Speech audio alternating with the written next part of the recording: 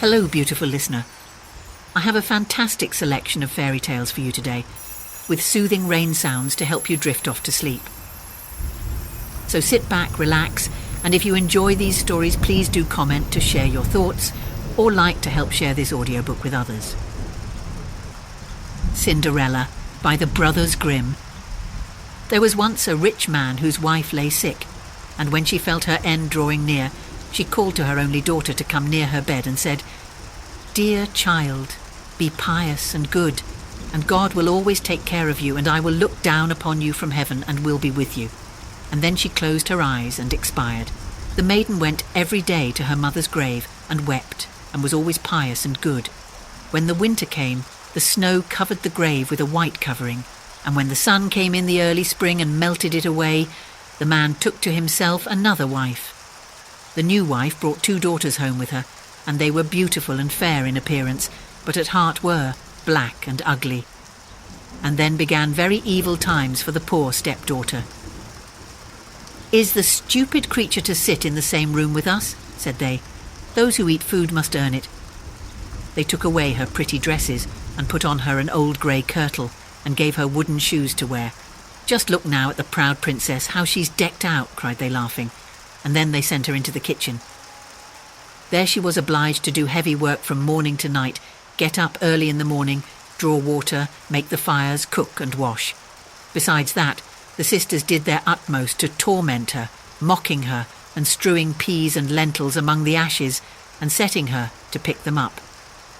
In the evenings, when she was quite tired out with her hard day's work, she had no bed to lie on but was obliged to rest on the hearth among the cinders. And as she always looked dusty and dirty, they named her Cinderella. It happened one day that the father went to the fair, and he asked his 2 stepdaughters what he should bring back for them. "Fine clothes," said one. "Pearls and jewels," said the other. "But what will you have, Cinderella?" said he. "The first twig, father, that strikes against your hat on the way home, that is what I should like you to bring me." So he bought for the 2 stepdaughters fine clothes, pearls and jewels, and on his way back, as he rode through a green lane, a hazel twig struck against his hat, and he broke it off and carried it home with him. And when he reached home, he gave to the stepdaughters what they had wished for, and to Cinderella he gave the hazel twig.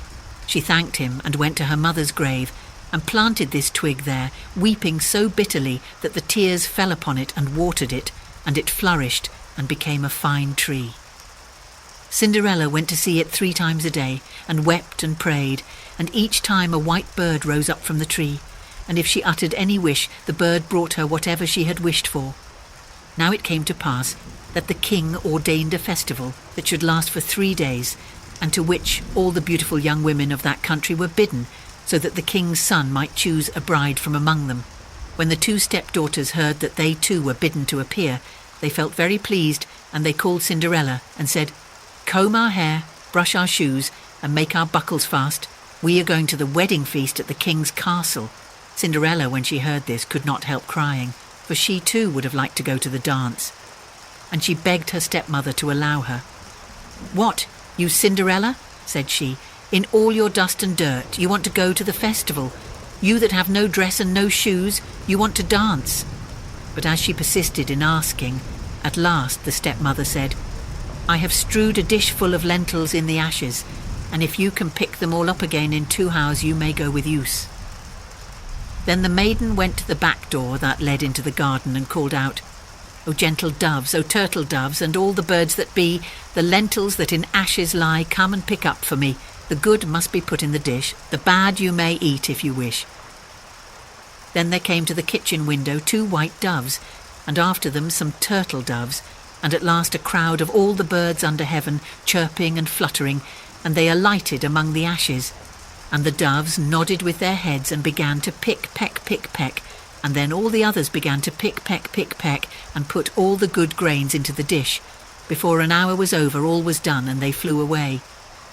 Then the maiden brought the dish to her stepmother, feeling joyful, and thinking that now she should go to the feast.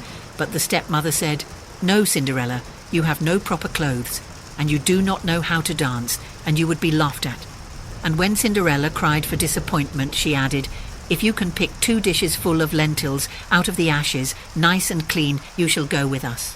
Thinking to herself, for that is not possible.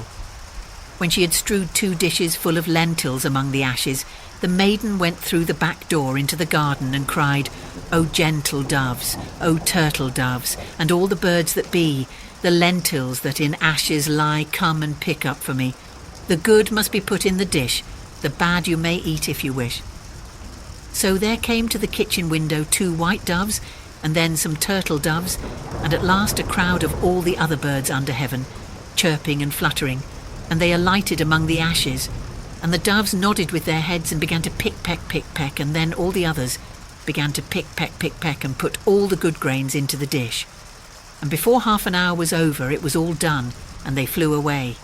Then the maiden took the dishes to the stepmother, feeling joyful and thinking that now she should go with them to the feast. But she said, All this is of no good to you. You cannot come with us, for you have no proper clothes and cannot dance. You would put us to shame.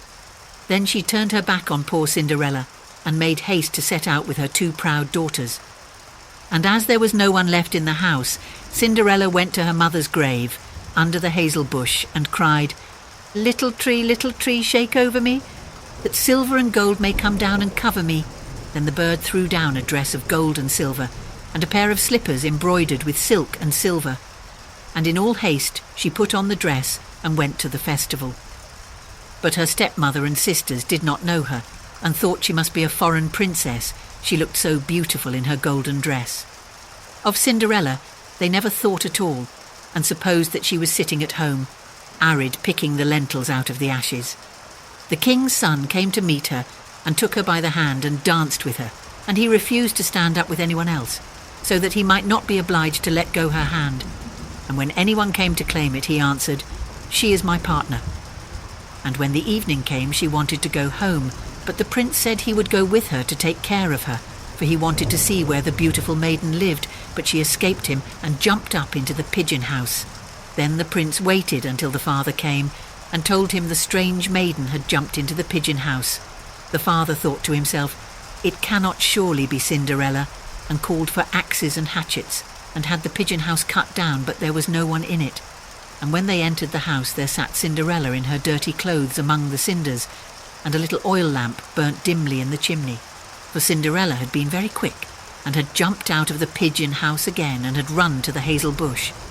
And there she had taken off her beautiful dress and had laid it on the grave, and the bird had carried it away again. And then she had put on her little grey kirtle again and had sat down in the kitchen among the cinders. The next day, when the festival began anew and the parents and stepsisters had gone to it, Cinderella went to the hazel bush and cried, little tree, shake over me, so that silver and gold may come down and cover me. Then the bird cast down a still more splendid dress than on the day before. And when she appeared in it among the guests, everyone was astonished at her beauty. The prince had been waiting until she came, and he took her hand and danced with her alone. And when anyone else came to invite her, he said, She is my partner. And when the evening came, she wanted to go home, and the prince followed her, for he wanted to see to what house she belonged, but she broke away from him and ran into the garden at the back of the house. There stood a fine large tree, bearing splendid pears. She leapt as lightly as a squirrel among the branches, and the prince did not know what had become of her. So he waited until the father came, and then he told him that the strange maiden had rushed from him, and that he thought she had gone up into the pear tree. The father thought to himself, It cannot surely be Cinderella, and called for an axe and felled the tree, but there was no one in it. And when they went into the kitchen, there sat Cinderella among the cinders as usual, for she had got down the other side of the tree, and had taken back her beautiful clothes to the bird on the hazel bush, and had put on her old grey kirtle again. On the 3rd day, when the parents and the stepchildren had set off, Cinderella went again to her mother's grave and said to the tree, little tree, shake over me, that silver and gold may come down and cover me. Then the bird cast down a dress, the like of which had never been seen for splendour and brilliancy, and slippers that were of gold. And when she appeared in this dress at the feast, nobody knew what to say for wonderment. The prince danced with her alone, and if anyone else asked her, he answered, She is my partner. And when it was evening, Cinderella wanted to go home, and the prince was about to go with her, when she ran past him so quickly that he could not follow her. But he had laid a plan, and had caused all the steps to be spread with pitch, so that as she rushed down them, the left shoe of the maiden remained sticking in it. The prince picked it up, and saw that it was of gold, and very small and slender. The next morning he went to the father and told him that none should be his bride, save the one whose foot the golden shoe should fit. Then the two sisters were very glad, because they had pretty feet. The eldest went to her room to try on the shoe, and her mother stood by. But she could not get her great toe into it, for the shoe was too small. Then her mother handed her a knife and said, "Cut the toe off, for when you are queen, you will never have to go on foot." So the girl cut her toe off, squeezed her foot into the shoe, concealed the pain, and went down to the prince. Then he took her with him on his horse as his bride and rode off. They had to pass by the grave, and there sat the two pigeons on the hazel bush and cried, "There they go, there they go. There is blood on her shoe. The shoe is too small and not the right bride at all." Then the prince looked at her shoe and saw the blood flowing, and he turned his horse round and took the false bride home again, saying she was not the right one, and that the other sister must try on the shoe. So she went into her room to do so, and got her toes comfortably in, but her heel was too large. Then her mother handed her the knife, saying, "Cut a piece off your heel. When you are queen, you will never have to go on foot." So the girl cut a piece off her heel, and thrust her foot into the shoe, concealed the pain, and went down to the prince, who took his bride before him on his horse and rode off. When they passed by the hazel bush, the two pigeons sat there and cried, "There they go, there they go. There is blood on her shoe. The shoe is too small, not the right bride at all." Then the prince looked at her foot and saw how the blood was flowing from the shoe and staining the white stocking. And he turned his horse round and brought the false bride home again. "This is not the right one," said he. "Have you no other daughter?" "No," said the man. "Only my dead wife left behind her, a little stunted Cinderella. It is impossible that she can be the bride." But the king's son ordered her to be sent for. But the mother said, "Oh no, she's much too dirty. I could not let her be seen." But he would have her fetched, and so Cinderella had to appear. First she washed her face and hands quite clean, and went in and curtsied to the prince, who held out to her the golden shoe. Then she sat down on a stool, drew her foot out of the heavy wooden shoe, and slipped it into the golden one, which fitted it perfectly. And when she stood up and the prince looked in her face, he knew again the beautiful maiden that had danced with him, and he cried, "This is the right bride." The stepmother and the two sisters were thunderstruck and grew pale with anger, but he put Cinderella before him on his horse and rode off. And as they passed the hazel bush, the two white pigeons cried, "There they go, there they go. There's no blood on her shoe. The shoe's not too small. The right bride is she after all." And when they had thus cried, they came flying after and perched on Cinderella's shoulders, one on the right, the other on the left, and so remained. And when her wedding with the prince was appointed to be held, the false sisters came, hoping to curry favour and to take part in the festivities. So as the bridal procession went to the church, the eldest walked on the right side and the younger on the left, and the pigeons picked out an eye of each of them. And as they returned, the elder was on the left side and the younger on the right, and the pigeons picked out the other eye of each of them. And so they were condemned to go blind for the rest of their days, because of their wickedness and falsehood. Little Red Riding Hood by the Brothers Grimm. Once upon a time there was a sweet little girl. Everyone who saw her liked her, but most of all her grandmother, who did not know what to give the child next. Once she gave her a little cap made of red velvet, because it suited her so well, and she wanted to wear it all the time. She came to be known as Little Red Riding Hood. One day her mother said to her, "Come, Little Red Riding Hood, here is a piece of cake and a bottle of wine. Take them to your grandmother. She is sick and weak, and they will do her well. Mind your manners and give her my greetings. Behave yourself on the way, and do not leave the path, or you might fall down and break the glass, and then there will be nothing for your sick grandmother." Little Red Riding Hood promised to obey her mother. The grandmother lived out in the woods, a half-hour from the village. When Little Red Riding Hood entered the woods, a wolf came up to her. She did not know what a wicked animal he was, and was not afraid of him. "Good day to you, Little Red Riding Hood." "Thank you, Wolf." "Where are you going so early, Little Red Riding Hood?" To grandmother's. And what are you carrying under your apron?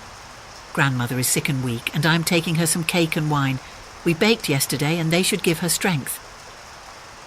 Little Red Riding Hood, just where does your grandmother live? Her house is a good quarter-hour from here in the woods, under the 3 large oak trees. There's a hedge of hazel bushes there. You must know the place, said Little Red Riding Hood. The wolf thought to himself, now there is a tasty bite for me. Just how are you going to catch her?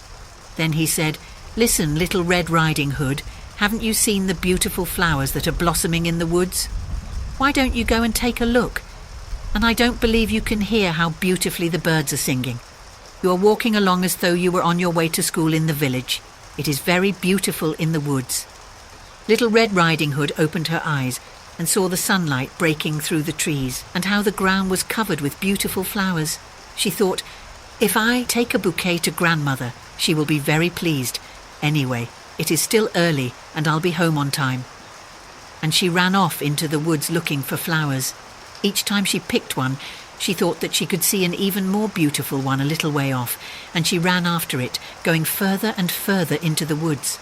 But the wolf ran straight to the grandmother's house and knocked on the door. Who's there? Little Red Riding Hood, I'm bringing you some cake and wine. Open the door for me. Just press the latch, called out the grandmother. I'm too weak to get up. The wolf pressed the latch and the door opened. He stepped inside, went straight to the grandmother's bed and ate her up. Then he took her clothes, put them on and put her cap on his head. He got into her bed and pulled the curtains shut. Little Red Riding Hood had run after flowers and did not continue on her way to grandmother's until she had gathered all that she could carry. When she arrived, she found to her surprise that the door was open. She walked into the parlour and everything looked so strange that she thought, oh my goodness, why am I so scared? I used to like it at Grandma's house. Then she went to the bed and pulled back the curtains. Grandmother was lying there with her cap pulled down over her face and looking very strange. Oh, Grandmother, what big ears you have. All the better to hear you with. Oh, Grandmother, what big eyes you have. All the better to see you with. Oh, Grandmother, what big hands you have. All the better to grab you with. Oh, Grandmother, what a horribly big mouth you have. All the better to eat you with. And with that he jumped out of bed, jumped on top of poor Little Red Riding Hood, and ate her up. As soon as the wolf had finished this tasty bite, he climbed back into bed, fell asleep, and began to snore very loudly. A huntsman was just passing by. He thought it strange that the old woman was snoring so loudly, so he decided to take a look. He stepped inside, and in the bed there lay the wolf that he had been hunting for such a long time. He has eaten the grandmother, but perhaps she still can be saved. I won't shoot him, thought the huntsman, so he took a pair of scissors and cut open his belly. He had cut only a few strokes when he saw the red cap shining through. He cut a little more, and the girl jumped out and cried, oh, I was so frightened. It was so dark inside the wolf's body. And then the grandmother came out alive as well. Then Little Red Riding Hood fetched some large heavy stones. They filled the wolf's body with them, and when he woke up and tried to run away, the stones were so heavy that he fell down dead. The 3 of them were happy. The huntsman took the wolf's pelt. The grandmother ate the cake and drank the wine that Little Red Riding Hood had brought. And Little Red Riding Hood thought to herself, as long as I live, I will never leave the path and run off into the woods by myself if Mother tells me not to. They also tell how Little Red Riding Hood was taking some baked things to her grandmother another time, when another wolf spoke to her and wanted her to leave the path. But Little Red Riding Hood took care and went straight to grandmother's. She told her that she had seen the wolf and that he had wished her a good day but had stared at her in a wicked manner. If we hadn't been on a public road, he would have eaten me up, she said. Come, said the grandmother. Let's lock the door so he can't get in. Soon afterward, the wolf knocked on the door and called out, open up, grandmother. It's Little Red Riding Hood, and I'm bringing you some baked things. They remained silent and did not open the door. The wicked one walked around the house several times and finally jumped onto the roof. He wanted to wait until Little Red Riding Hood went home that evening, then follow her and eat her up in the darkness. But the grandmother saw what he was up to. There was a large stone trough in front of the house. "Fetch a bucket, Little Red Riding Hood," she said. "Yesterday I cooked some sausage. Carry the water that I boiled them with to the trough." Little Red Riding Hood carried water until the large trough was clear full. The smell of sausage arose into the wolf's nose. He sniffed and looked down, stretching his neck so long that he could no longer hold himself, and he began to slide. He slid off the roof, fell into the trough and drowned. And Little Red Riding Hood returned home happily and safely. Rumpelstiltskin by the Brothers Grimm. There was once a miller who was poor, but he had one beautiful daughter. It happened one day that he came to speak with the king, and to give himself consequence, he told him that he had a daughter who could spin gold out of straw. The king said to the miller, "That is an art that pleases me well. If thy daughter is as clever as you say, bring her to my castle tomorrow, that I may put her to the proof." When the girl was brought to him, he led her into a room that was quite full of straw, and gave her a wheel and spindle, and said, "Now set to work, and if by the early morning thou hast not spun this straw to gold, thou shalt die." And he shut the door himself and left her there alone. And so the poor miller's daughter was left there sitting, and could not think what to do for her life. She had no notion how to set to work to spin gold from straw, and her distress grew so great that she began to weep. Then all at once the door opened, and in came a little man who said, "Good evening, miller's daughter. Why are you crying?" "Oh," answered the girl, "I have got to spin gold out of straw, and I don't understand the business." Then the little man said, "What will you give me if I spin it for you?" "My necklace," said the girl. The little man took the necklace, seated himself before the wheel, and whir, 3 times round, and the bobbin was full. Then he took up another, and whir, 3 times round, and that was full. And so he went on till the morning, when all the straw had been spun and all the bobbins were full of gold. At sunrise came the king, and when he saw the gold he was astonished and very much rejoiced, for he was very avaricious. He had the miller's daughter taken into another room filled with straw, much bigger than the last, and told her that as she valued her life she must spin it all in one night. The girl did not know what to do, so she began to cry, and then the door opened, and the little man appeared and said, "What will you give me if I spin all this straw into gold?" "The ring from my finger," answered the girl. So the little man took the ring and began again to send the wheel whirring round, and by the next morning all the straw was spun into glistening gold. The king was rejoiced beyond measure at the sight. But as he could never have enough of gold, he had the miller's daughter taken into a still larger room full of straw, and said, "This too must be spun in one night, and if you accomplish it you shall be my wife." For he thought, "Although she is but a miller's daughter, I am not likely to find anyone richer in the whole world." As soon as the girl was left alone, the little man appeared for the 3rd time and said, "What will you give me if I spin the straw for you this time?" "I have nothing left to give," answered the girl. "Then you must promise me the first child you have after you are queen," said the little man. "But who knows whether that will happen," thought the girl. But as she did not know what else to do in her necessity, she promised the little man what he desired, upon which he began to spin, until all the straw was gold. And when in the morning the king came and found all done according to his wish, he caused the wedding to be held at once, and the miller's pretty daughter became a queen. In a year's time she brought a fine child into the world, and thought no more of the little man, but one day he came suddenly into her room and said, "Now give me what you promised me." The queen was terrified greatly, and offered the little man all the riches of the kingdom if he would only leave the child. But the little man said, "No, I would rather have something living than all the treasures of the world." Then the queen began to lament and to weep, so that the little man had pity upon her. "I will give you 3 days," said he, "and if at the end of that time you cannot tell my name, you must give up the child to me." Then the queen spent the whole night in thinking over all the names that she had ever heard, and sent a messenger through the land to ask far and wide for all the names that could be found. And when the little man came next day, beginning with Caspar, Melchior, Balthazar, she repeated all she knew and went through the whole list, but after each the little man said, "That is not my name." The 2nd day the queen sent to inquire of all the neighbours what the servants were called, and told the little man all, the most unusual and singular names, saying, "Perhaps you are called roast ribs, or sheep shanks, or spindle shanks?" But he answered nothing but, "That is not my name." The third day the messenger came back again and said, "I have not been able to find one single new name, but as I passed through the woods I came to a high hill, and near it was a little house, and before the house burned a fire, and round the fire danced a comical little man, and he hopped on one leg and cried, 'Today do I bake, tomorrow I brew.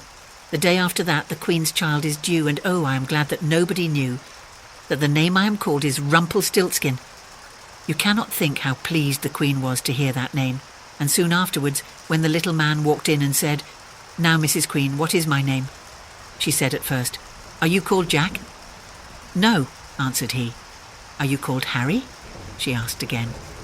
'No,' answered he. And then she said, 'Then perhaps your name is Rumpelstiltskin.' 'The devil told you that! The devil told you that!' cried the little man, and in his anger he stamped with his right foot so hard that it went into the ground above his knee. Then he seized his left foot with both his hands in such a fury that he split in two, and there was an end of him. Snow White by the Brothers Grimm. It was the middle of winter, and the snowflakes were falling like feathers from the sky, and a queen sat at her window working, and her embroidery frame was of ebony. And as she worked, gazing at times out on the snow, she pricked her finger, and there fell from it 3 drops of blood on the snow. And when she saw how bright and red it looked, she said to herself, "Oh, that I had a child as white as snow, as red as blood, and as black as the wood of the embroidery frame." Not very long after she had a daughter, with a skin as white as snow, lips as red as blood, and hair as black as ebony, and she was named Snow White. And when she was born, the queen died. After a year had gone by, the king took another wife, a beautiful woman, but proud and overbearing, and she could not bear to be surpassed in beauty by anyone. She had a magic looking-glass, and she used to stand before it and look in it and say, "Looking-glass upon the wall, who is fairest of us all?" And the looking-glass would answer, "You are fairest of them all." And she was contented, for she knew that the looking-glass spoke the truth. Now, Snow White was growing prettier and prettier, and when she was 7 years old she was as beautiful as day, far more so than the queen herself. So one day when the queen went to her mirror and said, "Looking-glass upon the wall, who is fairest of us all?" it answered, "Queen, you are full fair, 'tis true, but Snow White fairer is than you." This gave the queen a great shock, and she became yellow and green with envy, and from that hour her heart turned against Snow White, and she hated her. And envy and pride like ill weeds grew in her heart higher every day, until she had no peace day or night. At last she sent for a huntsman and said, "Take the child out into the woods, so that I may set eyes on her no more. You must put her to death, and bring me her heart for a token." The huntsman consented and led her away, but when he drew his cutlass to pierce Snow White's innocent heart, she began to weep and to say, "Oh, dear huntsman, do not take my life. I will go away into the wild wood and never come home again." And as she was so lovely, the huntsman had pity on her and said, "Away with you then, poor child." For he thought the wild animals would be sure to devour her, and it was as if a stone had been rolled away from his heart when he spared to put her to death. Just at that moment, a young wild boar came running by, so he caught and killed it, and taking out its heart, he brought it to the queen for a token. And it was salted and cooked, and the wicked woman ate it up, thinking that there was an end of Snow White. Now, when the poor child found herself quite alone in the wild woods, she felt full of terror, even of the very leaves on the trees, and she did not know what to do for fright. Then she began to run over the sharp stones and through the thorn bushes, and the wild beasts after her, but they did her no harm. She ran as long as her feet would carry her, and when the evening drew near she came to a little house, and she went inside to rest. Everything there was very small, but as pretty and clean as possible. There stood the little table ready laid, and covered with a white cloth, and 7 little plates, and 7 knives and forks and drinking cups. By the wall stood 7 little beds, side by side, covered with clean white quilts. Snow White, being very hungry and thirsty, ate from each plate a little porridge and bread, and drank out of each little cup a drop of wine, so as not to finish up one portion alone. After that she felt so tired that she lay down on one of the beds, but it did not seem to suit her. One was too long, another too short, but at last the seventh was quite right, and so she lay down upon it, committed herself to heaven, and fell asleep. When it was quite dark, the masters of the house came home. They were 7 dwarfs whose occupation was to dig underground among the mountains. When they had lighted their 7 candles, and it was quite light in the little house, they saw that someone must have been in, as everything was not in the same order in which they left it. The first said, "Who has been sitting in my little chair?" The second said, "Who has been eating from my little plate?" The third said, "Who has been taking my little loaf?" The fourth said, "Who has been tasting my porridge?" The fifth said, "Who has been using my little fork?" The sixth said, "Who has been cutting with my little knife?" The seventh said, "Who has been drinking from my little cup?" Then the first one, looking round, saw a hollow in his bed and cried, "Who has been lying on my bed?" And the others came running and cried, "Someone has been on our beds too." But when the seventh looked at his bed, he saw little Snow White lying there asleep. Then he told the others, who came running up, crying out in their astonishment and holding up their 7 little candles to throw a light upon Snow White. "Oh goodness, oh gracious," cried they, "what beautiful child is this?" and were so full of joy to see her that they did not wake her, but let her sleep on. And the 7th dwarf slept with his comrades, an hour at a time with each, until the night had passed. When it was morning and Snow White awoke and saw the 7 dwarfs, she was very frightened, but they seemed quite friendly, and asked her what her name was, and she told them, and then they asked how she came to be in their house. And she related to them how her stepmother had wished her to be put to death, and how the huntsman had spared her life, and how she had run the whole day long, until at last she had found their little house.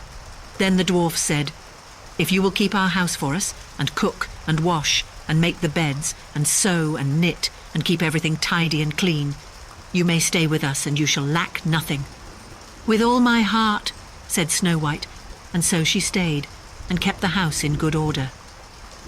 In the morning the dwarfs went to the mountain to dig for gold. In the evening they came home, and their supper had to be ready for them. All the day long the maiden was left alone, and the good little dwarfs warned her, saying, "Beware of your stepmother, she will soon know you are here. Let no one into the house." Now the queen, having eaten Snow White's heart, as she supposed, felt quite sure that now she was the first and fairest, and so she came to her mirror and said, "Looking glass upon the wall, who is fairest of us all?" And the glass answered, "Queen, thou art of beauty rare, but Snow White living in the glen, with the 7 little men, is 1,000 times more fair." Then she was very angry, for the glass always spoke the truth, and she knew that the huntsman must have deceived her, and that Snow White must still be living. And she thought and thought how she could manage to make an end of her, for as long as she was not the fairest in the land, envy left her no rest. At last she thought of a plan. She painted her face and dressed herself like an old peddler woman, so that no one would have known her. In this disguise she went across the 7 mountains until she came to the house of the 7 little dwarfs, and she knocked at the door and cried, "Fine wares to sell, fine wares to sell." Snow White peeped out of the window and cried, "Good day, good woman, what have you to sell?" "Good wares, fine wares," answered she, "laces of all colours," and she held up a piece that was woven of variegated silk. "I need not be afraid of letting in this good woman," thought Snow White, and she unbarred the door and bought the pretty lace. "What a figure you are, child," said the old woman. "Come and let me lace you properly for once." Snow White, suspecting nothing, stood up before her and let her lace her with the new lace, but the old woman laced so quick and tight that it took Snow White's breath away, and she fell down as dead. "Now you have done with being the fairest," said the old woman as she hastened away. Not long after that, towards evening, the 7 dwarfs came home and were terrified to see their dear Snow White lying on the ground without life or motion. They raised her up, and when they saw how tightly she was laced, they cut the lace in 2. Then she began to draw breath, and little by little she returned to life. When the dwarfs heard what had happened, they said, "The old peddler woman was no other than the wicked queen. You must beware of letting anyone in when we are not here." And when the wicked woman got home, she went to her glass and said, "Looking glass against the wall, who is fairest of us all?" And it answered as before, "Queen, thou art of beauty rare, but Snow White living in the glen, with the 7 little men, is 1,000 times more fair." when she heard that she was so struck with surprise that all the blood left her heart, for she knew that Snow White must still be living. "But now," said she, "I will think of something that will be her ruin." And by witchcraft she made a poisoned comb. Then she dressed herself up to look like another different sort of old woman. So she went across the 7 mountains and came to the house of the 7 dwarfs and knocked at the door and cried, "Good wares to sell, good wares to sell." Snow White looked out and said, "Go away, I must not let anybody in." "But you are not forbidden to look," said the old woman, taking out the poisoned comb and holding it up. It pleased the poor child so much that she was tempted to open the door, and when the bargain was made, the old woman said, "Now for once your hair shall be properly combed."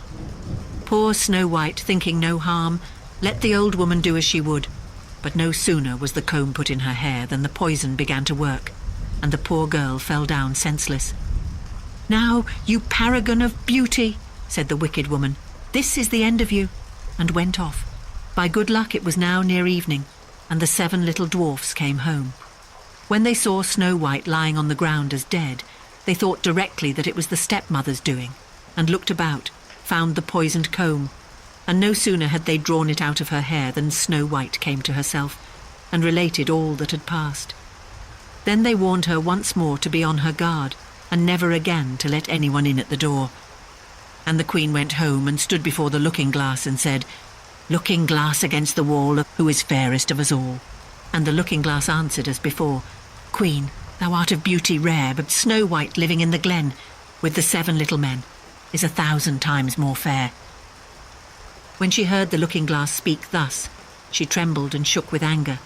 "Snow White shall die," cried she, "though it should cost me my own life." And then she went to a secret lonely chamber where no one was likely to come, and there she made a poisonous apple. It was beautiful to look upon, being white with red cheeks, so that anyone who should see it must long for it, but whoever ate even a little bit of it must die. When the apple was ready, she painted her face and clothed herself like a peasant woman, and went across the 7 mountains to where the 7 dwarfs lived. And when she knocked at the door, Snow White put her head out of the window and said, "I dare not let anybody in. The 7 dwarfs told me not." "All right," answered the woman. "I can easily get rid of my apples elsewhere. There, I will give you one." "No," answered Snow White, "I dare not take anything." "Are you afraid of poison?" said the woman. "Look here, I will cut the apple in 2 pieces.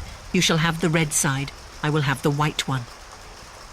For the apple was so cunningly made that all the poison was in the rosy half of it. Snow White longed for the beautiful apple, and as she saw the peasant woman eating a piece of it, she could no longer refrain, but stretched out her hand and took the poisoned half.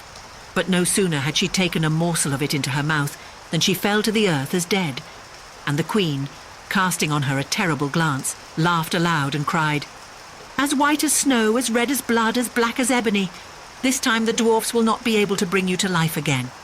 And when she went home and asked the looking-glass, "Looking glass against the wall, who is fairest of us all?" At last it answered, "You are the fairest now of all." Then her envious heart had peace, as much as an envious heart can have. The dwarfs, when they came home in the evening, found Snow White lying on the ground, and there came no breath out of her mouth, and she was dead. They lifted her up, sought if anything poisonous was to be found, cut her laces, combed her hair, washed her with water and wine, but all was of no avail. The poor child was dead, and remained dead. Then they laid her on a bier, and sat all 7 of them round it, and wept and lamented 3 whole days. And then they would have buried her, but that she looked still as if she were living, with her beautiful blooming cheeks. So they said, "We cannot hide her away in the black ground." And they had made a coffin of clear glass, so as to be looked into from all sides, and they laid her in it, and wrote in golden letters upon it her name, and that she was a king's daughter. Then they set the coffin out upon the mountain, and one of them always remained by it to watch. And the birds came too, and mourned for Snow White, first an owl, then a raven, and lastly a dove. Now, for a long while, Snow White lay in the coffin and never changed, but looked as if she were asleep, for she was still as white as snow, as red as blood, and her hair was as black as ebony. It happened, however, that one day a king's son rode through the wood and up to the dwarf's house, which was near it. He saw on the mountain the coffin, and beautiful Snow White within it. and he read what was written in golden letters upon it. Then he said to the dwarfs, "Let me have the coffin, and I will give you whatever you like to ask for it." But the dwarfs told him that they could not part with it for all the gold in the world. But he said, "I beseech you to give it me, for I cannot live without looking upon Snow White. If you consent, I will bring you to great honour, and care for you as if you were my brethren." When he so spoke, the good little dwarfs had pity upon him, and gave him the coffin, and the king's son called his servants, and bid them carry it away on their shoulders. Now it happened that as they were going along, they stumbled over a bush, and with the shaking, the bit of poisoned apple flew out of her throat. It was not long before she opened her eyes, threw up the cover of the coffin, and sat up, alive and well. "Oh dear, where am I?" cried she. The king's son answered full of joy, "You are near me." And relating all that had happened, he said, "I would rather have you than anything in the world. Come with me to my father's castle, and you shall be my bride." And Snow White was kind, and went with him, and their wedding was held with pomp and great splendour. But Snow White's wicked stepmother was also bidden to the feast, and when she had dressed herself in beautiful clothes, she went to her looking-glass and said, "Looking-glass upon the wall, who is fairest of us all?" The looking-glass answered, "O Queen, although you are of beauty rare, the young bride is 1,000 times more fair." Then she railed and cursed, and was beside herself with disappointment and anger. First, she thought she would not go to the wedding, but then she felt she should have no peace until she went and saw the bride. And when she saw her, she knew her for Snow White, and could not stir from the place for anger and terror. For they had ready red-hot iron shoes, in which she had to dance until she fell down dead.